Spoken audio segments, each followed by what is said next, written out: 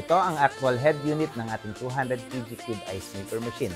Kakatapos lang nitong na-test at included sa pinurchase ng ating client ay ang AVR, meron din siyang kasamang water purifier, consumables katulad ng P33 at 3-in-1 filter, meron din siyang mga plastic ice bag, umbrella, at meron din siyang vacuum sealer, ganun din ang ating plancha.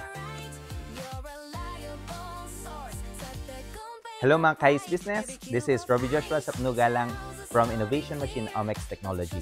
And right now, we're talking about 200 kg cube ice maker machine. This is the actual unit of 200 kg ice cube maker machine.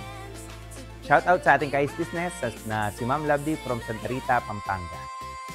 Ngayong araw po ito, Ma'am Lovely, i-deliver at install na po ang inyong machine at makakapagsimula na po kayo sa ice selling. Kayo rin po na nanonood sa video na ito, kung gusto nyo pong magkaroon din ng business katulad ng pag-ice selling, maaari nyo po kaming kontakin sa aming mga cellphone number, maaari nyo din po kaming i-message sa aming Facebook page. Ganon din po, subscribe na rin po kayo sa aming YouTube channel. Maraming salamat po, and to God be the glory.